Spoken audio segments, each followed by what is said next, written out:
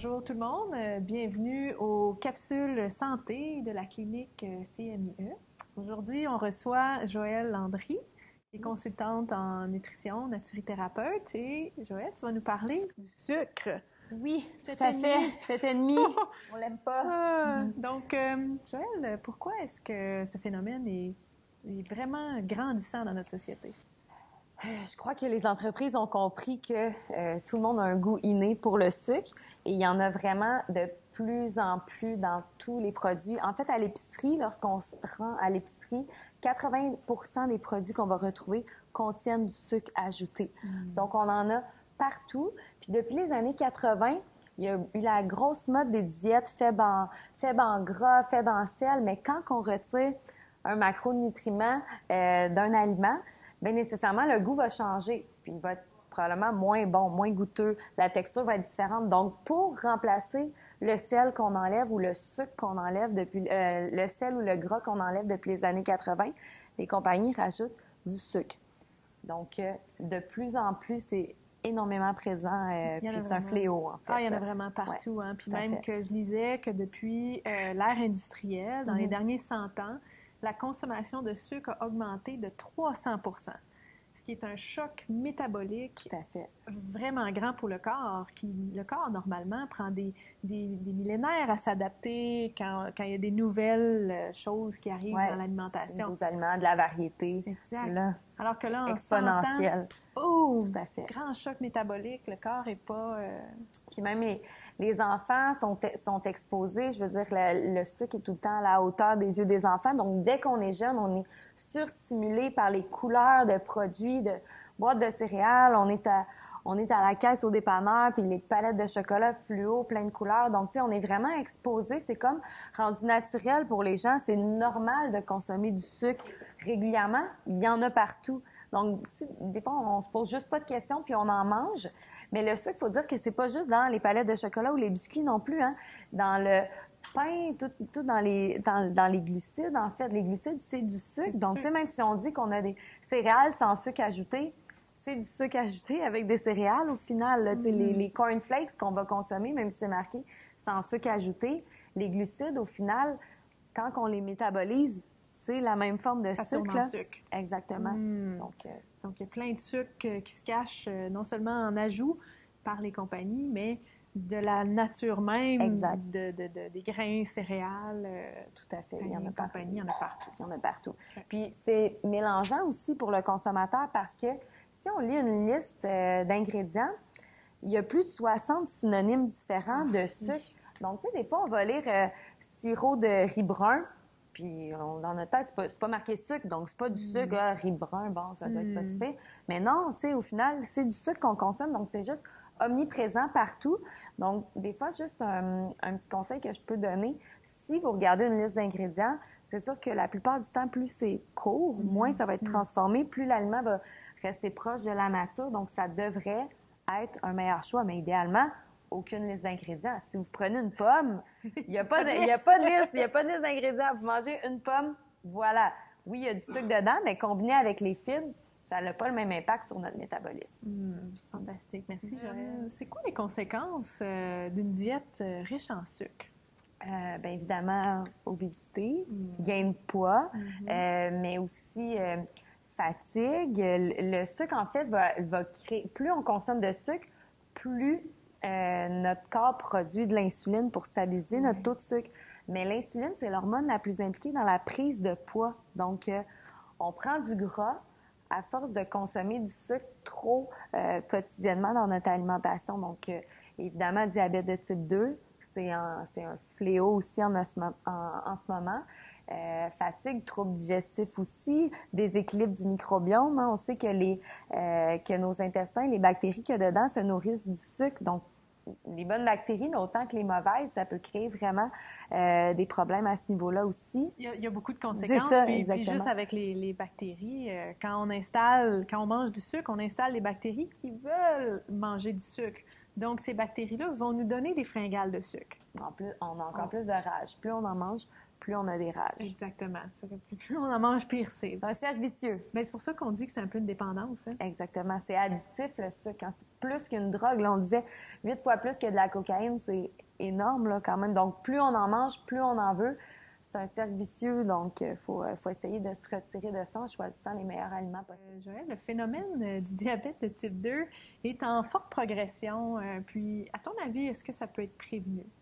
Tout à fait. Ouais. Tout à fait. Le diabète de type 2, en 2000, il y en avait au niveau infantile, chez les enfants, il n'y avait pas de cas aux États-Unis de diabète de type 2. En 2010, après avoir fait des recherches, on est rendu à plus de 57 000 cas de diabète de type 2. Donc, en 10 ans, il y en a 57 000 fois plus. Donc, c'est énorme. Là. Et là, c'est sûr qu'on est en 2017. Chez les enfants seulement. Là. Puis le diabète de type 2 qui était connu comme une maladie d'adulte. Exactement. Que l'adulte avait été exposé à une trop grande production d'insuline à travers le temps. Exact.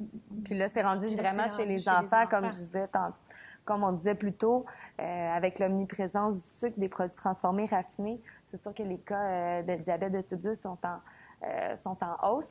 Mais oui, ça peut tout à fait être prévenu par l'alimentation en faisant les bons choix. Donc, d'aller consulter quelqu'un qui peut vous aider à vous guider, puis à enlever aussi les mythes, hein, il y a le marketing embarque là-dedans beaucoup aussi, donc c'est très trompeur. Des fois, on pense qu'on prend un aliment santé, mais au final, il contient juste des glucides, juste du sucre, donc c'est sûr que en mangeant bien, en équilibrant nos repas, c'est sûr qu'on peut prévenir clairement le diabète de type 2. Absolument. Puis, non seulement on peut le prévenir, mais on peut même le renverser. On peut même le renverser. Ouais. Quelqu'un qui a une grande masse adipeuse, donc beaucoup de tissus graisseux, juste pour le métabolisme juste pour entretenir la graisse, ça mobilise énormément d'insuline. Ouais, tout à Donc, fait. quand on se met à manger des aliments entiers, moins de glucides, on enlève les sucres raffinés et qu'on perd du poids, donc on perd de cette masse graisseuse-là, tout d'un coup, c'est de l'insuline qui était sécrétée de toute façon par le pancréas, qui redevient disponible pour les tissus normaux. Tout à fait. Donc, la personne a plus besoin, ou en tout cas, elle peut réduire sa médication. On en a vu. Je suis certaine que tu en as vu. Ça améliore énormément. Oui, juste par cette perte de poids-là, toute cette masse-là qui mobilise tellement d'insuline. Ça serait quoi tes meilleurs conseils pour se détoxifier du sucre? On a commencé par ne pas acheter de produits transformés. Déjà là, ça fait une énorme différence. De cuisiner plus ses propres mets. Des fois, on arrive à l'épicerie puis il y a des mets déjà cuisinés, déjà préparés. Bien, c'est sûr que le sucre, ça donne du goût. Donc, c'est comme on le disait tantôt. Donc, des fois, on est porté à racheter ces produits-là. On manque de temps, c'est rapide. Donc, de prendre du temps pour soi, pour notre santé, pour cuisiner des aliments entiers. Puis, un conseil facile que je vous donne, c'est de faire le tour de l'épicerie, le tour des allées. Quand vous rentrez, vous allez retrouver tous les aliments nécessaires pour vous faire un bon repas. Vous avez les fruits, les légumes, vous allez avoir les poissons, vous allez avoir la volaille, la viande, les œufs. Donc, en faisant le tour de l'épicerie, vous allez pratiquement couper complètement votre quantité d'aliments transformés versus quand on est dans les rangées. Là, c'est l'abondance, c'est les couleurs, c'est ce qui peut pas pourrir dans les allées dans les allées centrales. Donc, tu sais, si ça reste en vie ces aliments-là pendant 5 ans, le goût va peut-être changer un petit peu, mais imaginez ce que ça fait à votre métabolisme à long terme de toujours consommer des aliments aussi transformés. C'est excessivement nocif. Donc, juste le fait de commencer quand vous rentrez à l'épicerie, faites le tour, évitez les allées centrales le moins possible. Déjà là, ça va faire une bonne différence. Là. Puis, évidemment, tout ce qui est fast-food, aliments, le jus. Le jus, des fois, on l'oublie. On se dit, un petit verre de jus d'orange le matin.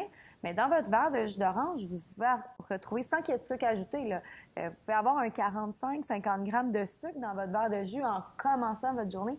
C'est énorme, là. Puis on n'a pas fini notre journée non plus, là. Donc, essayez d'y aller peut-être graduellement, sinon de consulter quelqu'un pour avoir une meilleure vision au niveau de votre alimentation. Oui. Puis d'autres conseils aussi. Souvent, on pense qu'on a faim, hein? Des fringales, alors qu'en fait, on est déshydraté. Exactement. Donc, de boire un grand verre d'eau, d'attendre 5 minutes, il y a des bonnes chances que la fringale soit partie. Dormir adéquatement. Tout à Tu sais, fait. quand on dort pas, là, quand on est à crédit de sommeil, le corps va il cherche toujours à aller trouver de l'énergie. Exact. Donc, il va avoir des envies de On sucre parce sait, que c'est le le plus sucre, c'est rapide. l'énergie rapide. Exactement. Gestion du stress Gestion du aussi. stress. On est stressé. Des fois, il y a des sphères qui vont plus ou moins bien dans notre vie, mais on sait des fois l'alimentation, c'est un réconfort rapide, c'est un besoin immédiat en fait. Donc, le fait de gérer un petit peu mieux notre stress, ben, on est moins porté à aller vers des aliments sucrés pour se récompenser parce que le sucre, en fait, c'est tout sauf une récompense. Au final, on se nuit. C'est de l'auto-sabotage de manger du sucre constamment parce qu'on a un stress. Puis, tu sais, des fois, tu dois l'avoir vu, quelqu'un est super content, a passé une belle journée, ben on se récompense avec quelque chose, un produit sucré. Puis quand on va pas bien, on se récompense avec du sucre aussi. Fait que finalement, on en mange tout le temps. Ouais. C'est d'essayer de se poser des questions puis de se dire, bon, comment je me sens, puis de gérer son stress, puis différentes sphères dans sa vie aussi, puis ça l'aide à consommer un petit peu moins de sucre. Absolument. Peut-être favoriser aussi les bons gras, les protéines. Hein? Exactement. Tu parlais là, du sang gras. Là, ouais. On vit un peu les vestiges. On en veut du gras. Oui, on en veut des bons gras. C'est nécessaire, des bons gras. Oui, pas exactement. De la poutine, de la pizza. Non, là. on parle pas d'huile de patate frite, là. Non. Ouais. Mais les bons gras, pourquoi? Ça nous permet de synthétiser toutes nos hormones, nos cellules. La membrane des cellules, c'est faite de gras. Donc, en consommer, juste notre cerveau, il est composé d'au moins 50 de gras. Donc, ça serait nécessaire quand même d'en consommer un petit peu dans notre alimentation.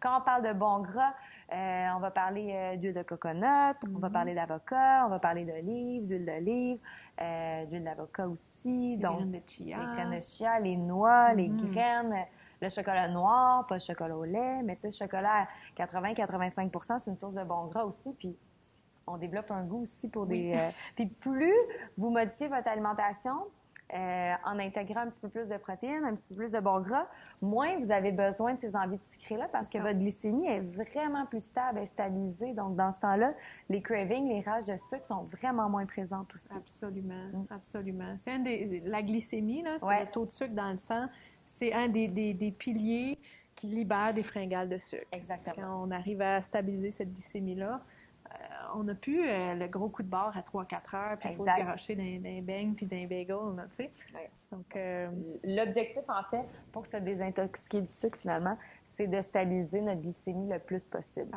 notre taux de sucre sanguin le plus possible. Oui, ça, c'est le plus grand secret. Ouais. Merci beaucoup, Joëlle!